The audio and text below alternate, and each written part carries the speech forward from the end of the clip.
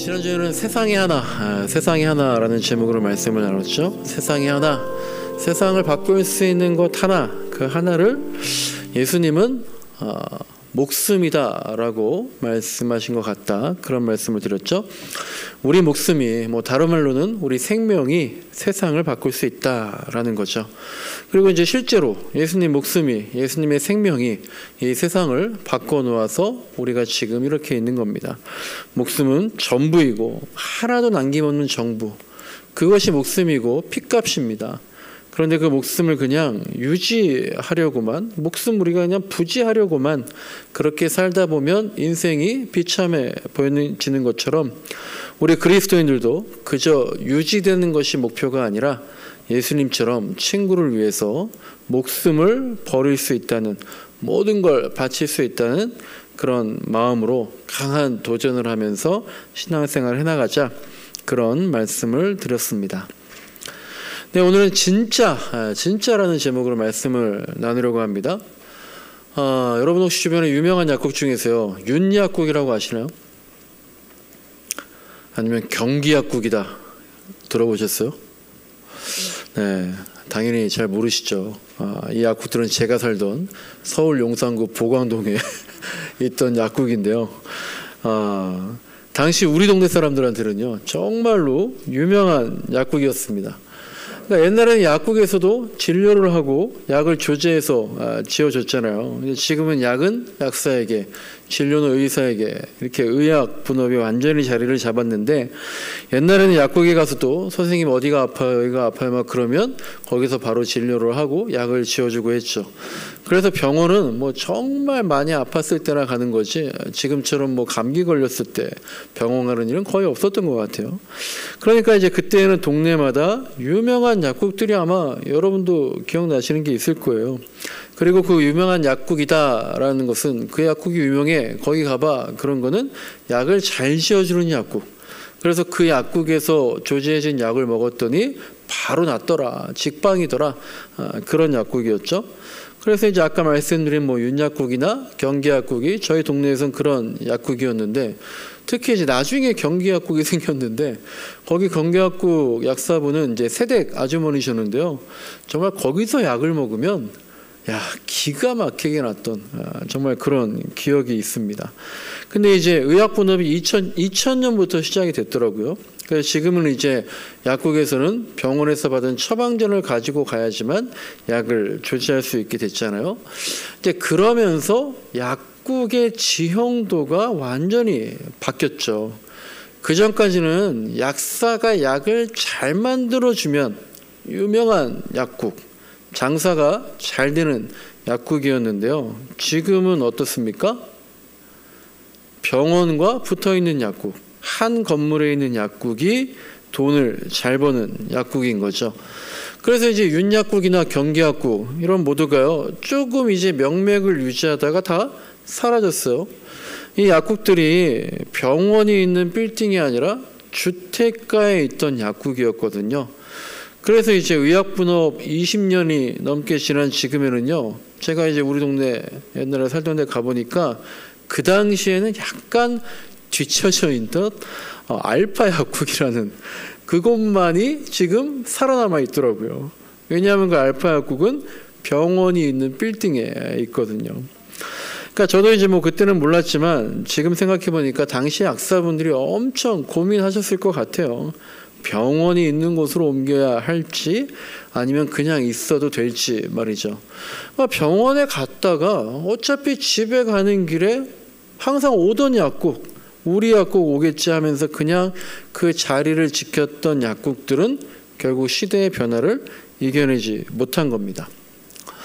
그리고 이제 며칠 전에 뉴스를 보니까요, 또 다른 분야에서 시대의 변화를 이겨내지 못하는 그런 동네가 있더라고요.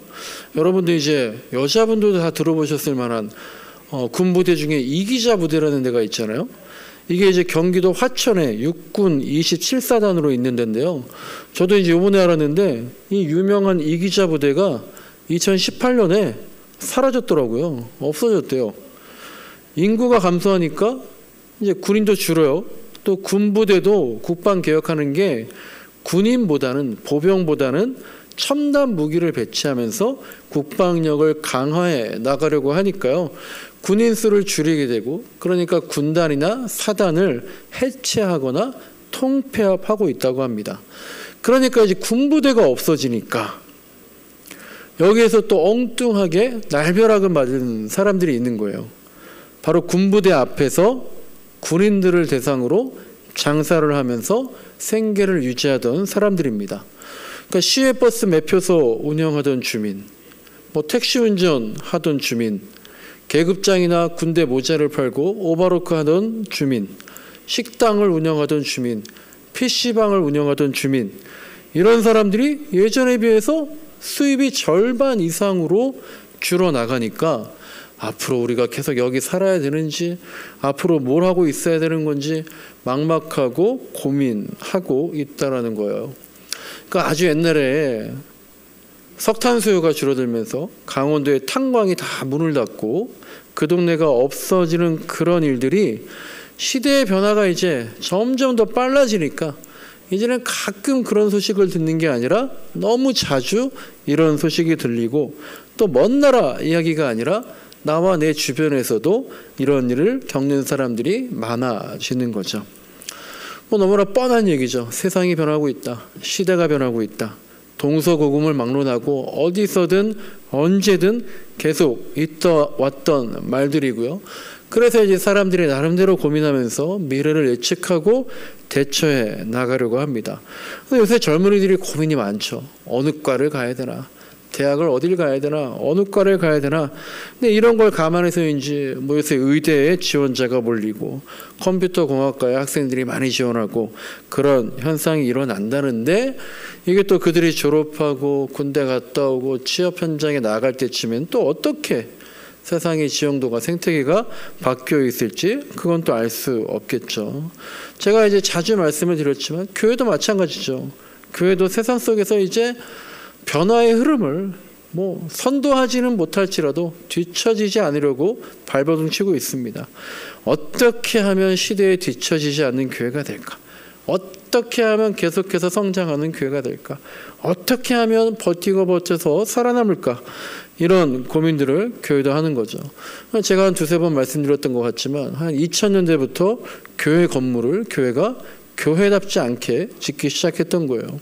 크고 멋지게, 마치 문화공간처럼, 극장이나 백화점처럼 세련되게 짓고, 그전에만 해도 교회는 빨간 벽돌에 높은 첨탑이 있어야만 했지만 십자가도 없애면서 과감하고 적극적으로 어필을 한 거죠. 그리고 당시에 생소했던 카페나 놀이방도 교회에다가 마련해 놓으니까 당시만 해도 교회 동네에 그런 건물과 공간들이 별로 없으니까 사람들이 이제 교회로 몰려옵니다.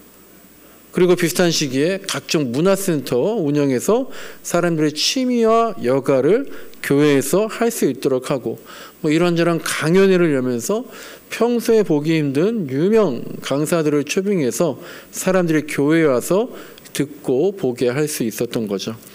그렇게 한 20년 넘게 시간이 흘렀는데요. 지금 또 이제 세상이 많이 변했죠. 동네 구석구석마다, 골목마다 카페가 있으니까요. 굳이 눈치 보면서 또 이제는 별로 세련되지도 않고 맛도 별로인 교회 카페 이용하지 않는 거죠. 세련된 건물이나 놀이방 같은 것들도 이제 교회가 그걸 시시각각 따라갈 수 없을 정도로 격차가 많이 나죠. 문화센터나 강연 같은 것도 구청이다 어디다 너무나 좋은 것들이 많고요. 또 굳이 어디로 찾아가지 않아도 맘먹고 유튜브만 몇 분 검색하면 훨씬 더 좋은 양질의 강연들을 접할 수가 있는 시대입니다.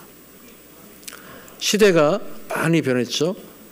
그리고 교회도 변하는데 그리스도인들도, 여러분도, 교회의 교인들도 시대가 변하면서 성향이 많이 바뀌어 가고 있습니다.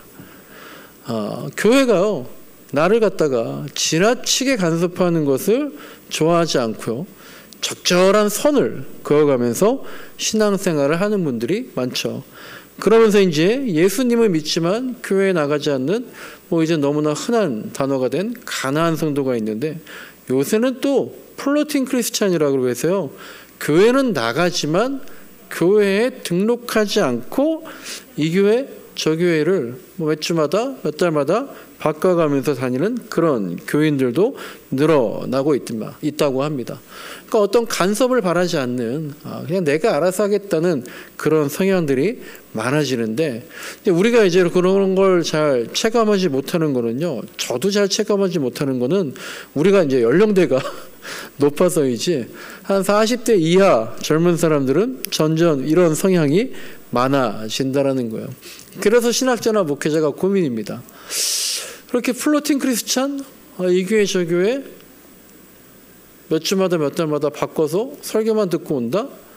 이게 신앙의 변화로 봐야 될지 신앙의 악화로 봐야 될지, 그래서 그들이 잘못됐습니다 돌이키게 해야 될 건지, 아니면 지금 시대가 이렇구나 그들의 눈높이에 맞춰야 할지 고민이 이만저만이 아닌 거죠.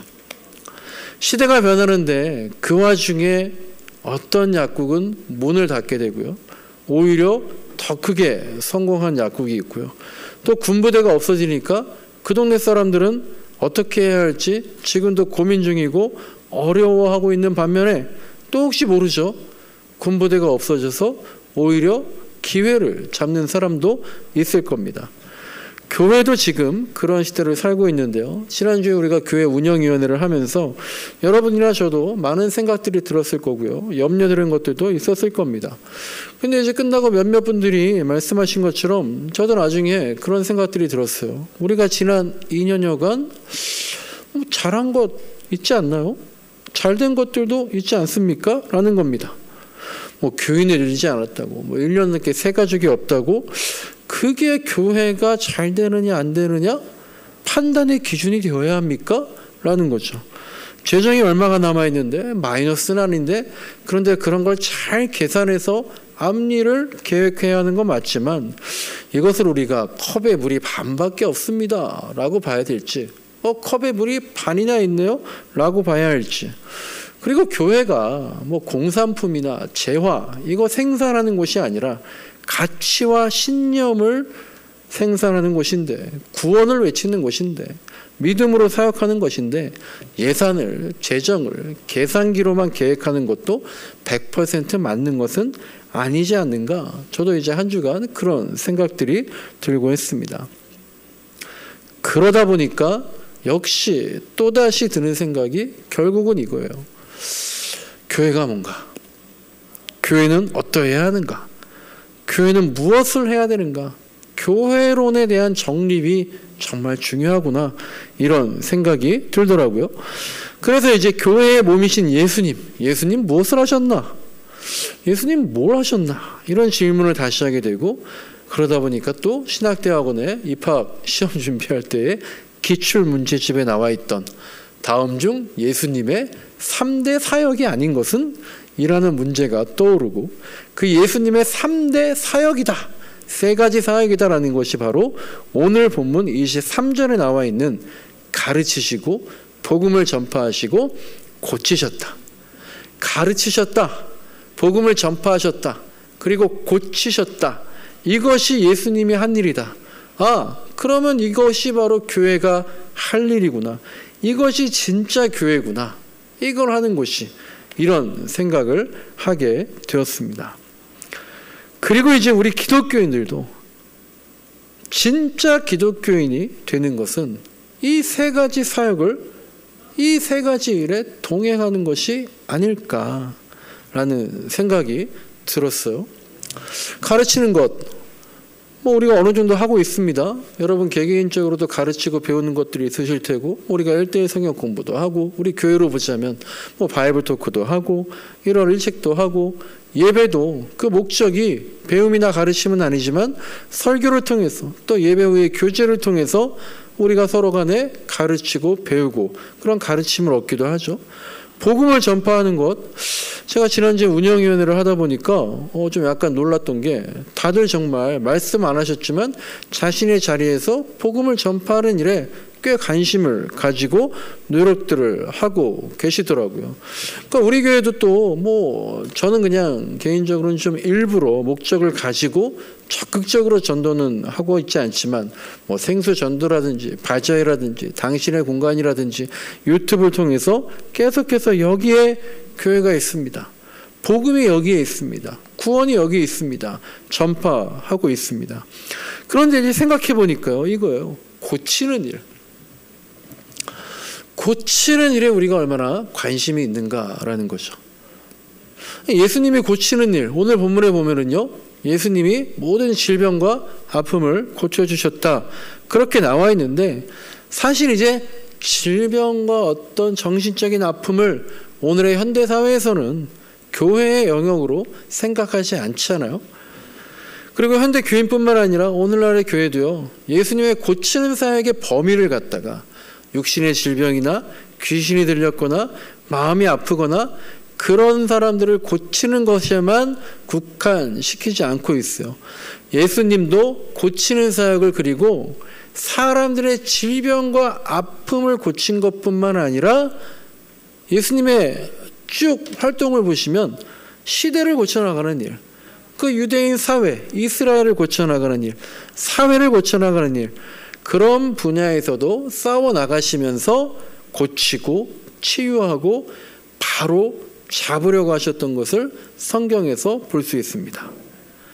그리고 지금 한국교회가, 우리 동해한빛교회가 한국 그리스도인들이, 우리 교회 성도들이, 저도 그렇고 가장 부족한 것 중에 하나가 바로 이 고치는 일, 바로잡는 일, 시대 정신이 아닐까라는 생각이 들어요. 유튜브를 보시면요, 설교가 넘쳐나는데요, 메시지 많은 부분이 개인의 구원, 개인의 영성, 개인의 행복, 개인의 평안, 이것만 말하고 있습니다. 당연히 개인의 구원, 개인의 평안, 개인의 행복, 개인의 영성, 이걸 말하고 추구하는 것이 틀리지가 않고요, 저도 계속해서 강조합니다. 그리고 저는 기독교는 다른 종교들과 마찬가지로 기복신앙이라고 생각합니다. 가끔 한국교회 비판하면서 기복적이다, 샤머니즘적이다, 같이 통틀어서 그렇게 비판하고 하는데, 저는 기독교는 기복신앙이라고 생각해요. 성경을 보면은요, 복에 대해서 엄청나게 많이 나와 있고요, 구약을 보면 각 개인과 가문과 나라의 복을 위해서 기도하고 간구하는 내용들이 계속해서 나옵니다. 다만 복을 어떻게 생각하느냐, 무엇이 복이냐, 이게 중요한 거겠죠. 근데 우리가 바이블 토크하면서 그 책에 처음에 했던 말씀 기억나실지 모르겠어요. 시편 73편을 보니까요, 하나님께 가까이함이 내게 복이라.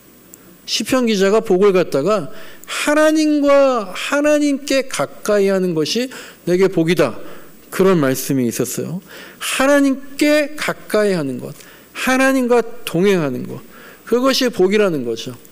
그리고 거기에는 나의 내면뿐만 아니라 나의 평안뿐만 아니라 이 시대의 평안, 이 사회를 고치는 것, 이 시대를 가르치는 것, 이 시대가 오늘 교동문에도 몇 번 나온 것처럼 공의와 정의대로 흘러가는 것, 그때 누리는 복, 이 시대가, 이 사회가 그렇게 흘러갈 때 누리는 복, 그것도 포함되어 있다는 것을 우리 그리스도인들이, 교회들이 점점 잊어져 가고 있거나 의도적으로 제외하고 있는 것 아닌가라는 거예요.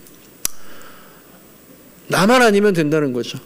일단 나만 평안해지면, 일단 우리 교회만 괜찮으면 된다는, 그리고 지금처럼 모두가 다 자기 생각이 맞다고 하는, 그래서 진실과 진리를 알 수 없는 시대에 교회라고 해서, 그리스도인이라고 해서 야, 이게 진리야, 이게 진실이야, 무언가 교통정리를 하려고 했다가는 오히려 더 비판과 분열과 대립만 키울 거라는 그런 자포자기가 교회에, 그리스도인들에게 만연되어 있다라는 거죠. 그런데 여러분, 하나님을 왜 믿습니까? 그 다음에는 구원이라는 천국이 있고요. 또한 동시에 새하늘과 새 땅이라는 하나님 나라가 양손에 걸쳐 있는 거예요. 우리가 이 답없는 세상을, 그래서 다치고 상한 세상, 점점 이상한 일들만 일어나고 정말 마음 아픈 일들, 세상이 망해가는 같은 그런 일들, 그런 세상을 고쳐 나가야 하지 않겠는가? 그게 고치는 사역 아닌가? 복음을, 굿뉴스를, 예수님의 가치를 전파해야 하지 않겠는가? 이 세상에 예수님의 소리를, 외침을 전해야 하는 것, 그거 나만 보지 말고, 우리 교회만 보지 말고, 지금은 저나 여러분 다 어린아이 같아서 그럴 수 있더라도 우리가 꿈꾸는 교회는, 우리가 꿈꾸는 기독교인은, 진짜 교회는, 진짜 그리스도인은 이 세상을 고치는데, 변화시키는데 꿈과 비전을 놓지 말아야 하지 않는가? 다시 한번 이런 생각을 해보게 되었습니다. 기독교인이 나의 내면을 변화시킬 뿐만 아니라 이 세상도 변화시켜야 합니다. 우리가요? 제가요? 아니 우리 동양 한빛교회가요?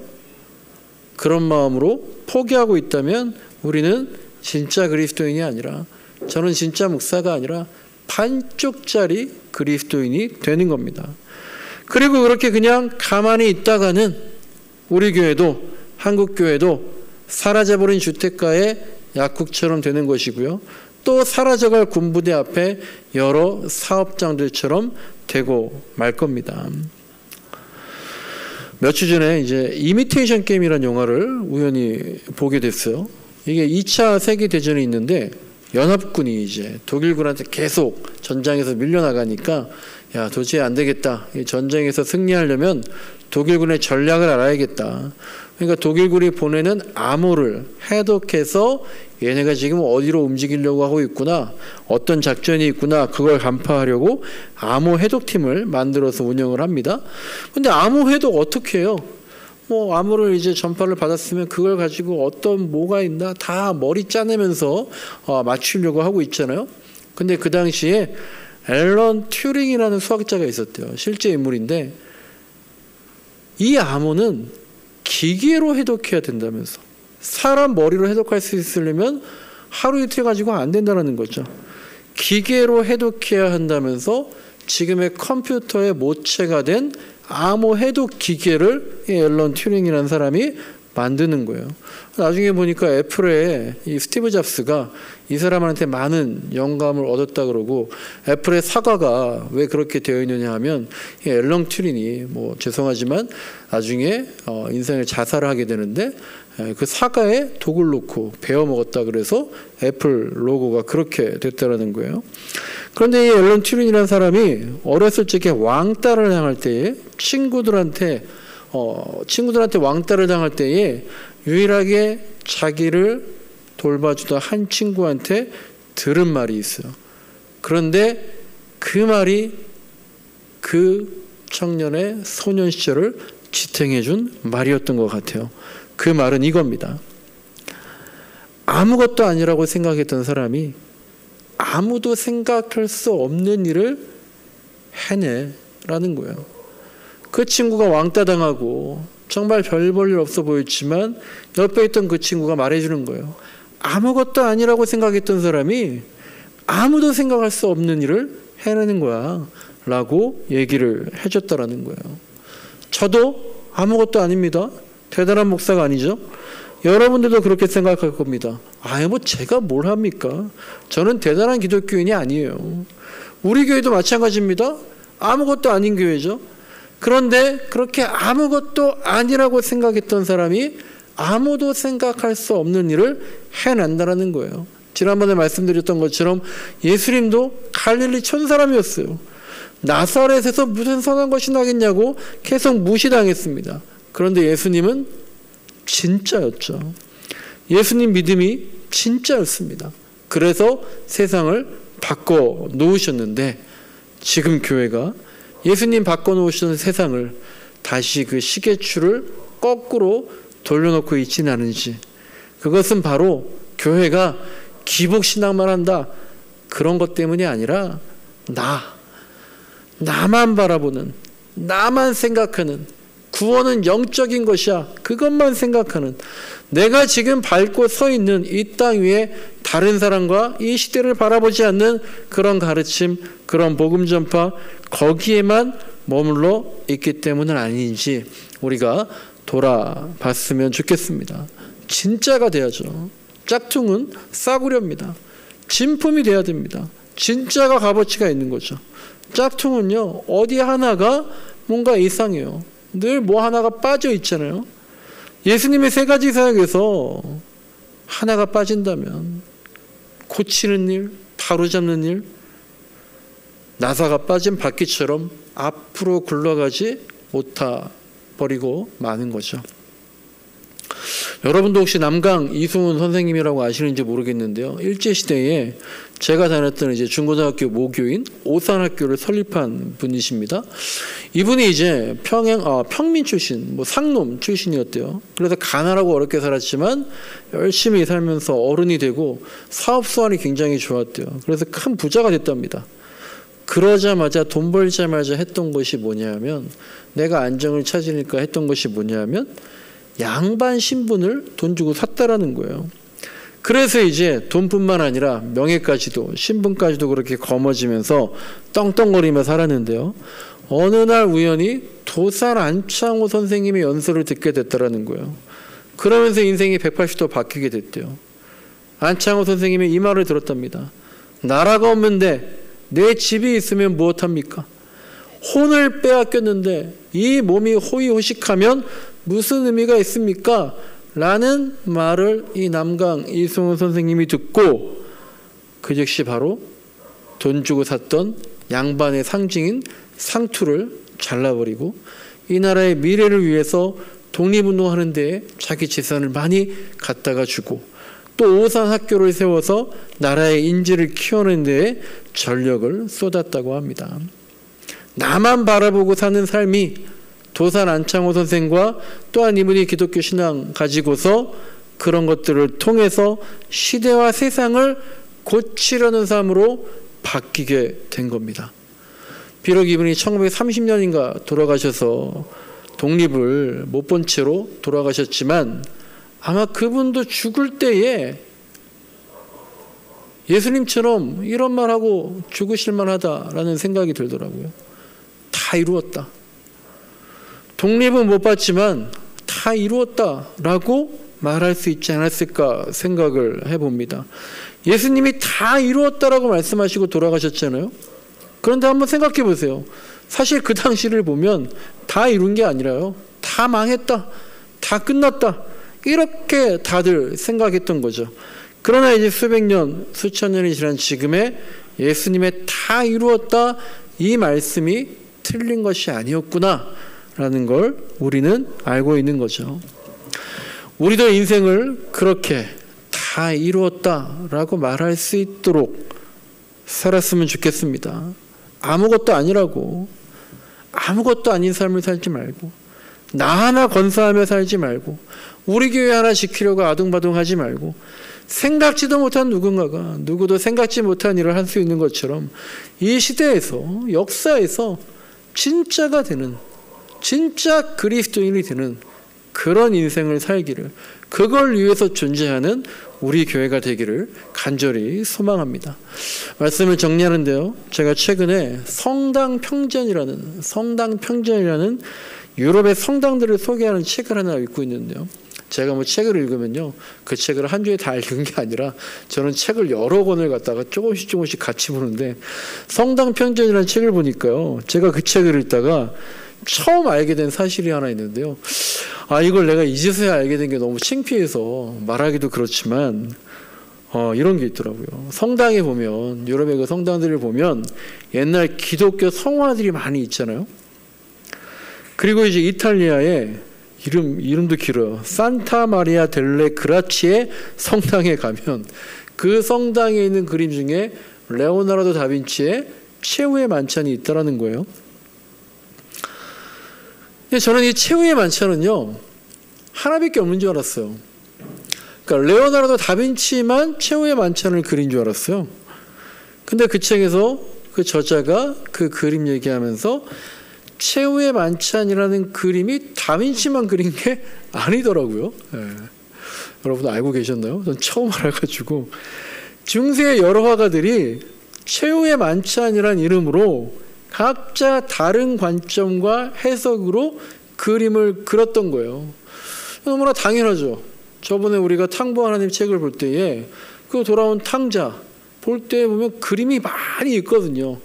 삼손과 드릴라의 그런 장면도 봐도 화가가 많이 있거든요. 그림의 종류가 많거든요. 근데 최후의 만찬만은 저한테는 레오나르도 다빈치가 그린 그것밖에 없었던 걸로 알고 있었던 거예요. 그러니까 저 같은 사람은요, 다빈치의 최후의 만찬만 보고 거기에 그려져 있는 예수님과 제자들의 이미지만 제 머릿속에 기억하고 있는 거예요. 그런데 사실은 최후의 만찬에 대한 그림도 당연히 여러 관점으로 그릴 수 있었던 거죠. 그리고 그 여러 그림들 중에서 나에게 진짜 이게 최후의 만찬 같다 라는 그림을 내가 결정할 수 있는 거죠.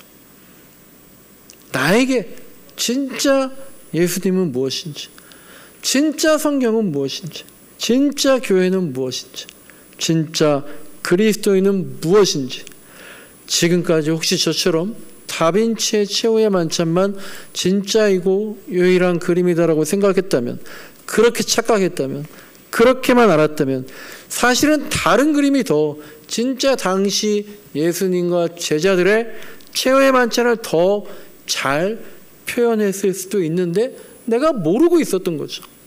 모르고 있었던 건데 이것만 맞다라고 얘기할 수 있었다라는 거예요. 그랬다면 다시 생각하고 다시 배우고 다시 바로잡아야 하는 것처럼 교회도 그리스도인도 내가 정말 예수님을, 성경을 진짜로 알고 있는 건지, 우리가 정말 예수님의 사역을 온전히 하고 있는 건지, 아니었다면 어느 것이 진짜 모습인지 겸허하게 고민하고 성장해 나갈 수 있는 저와 여러분, 또 우리 동행 한빛교회가 되기를 진심으로 간절히 소망합니다.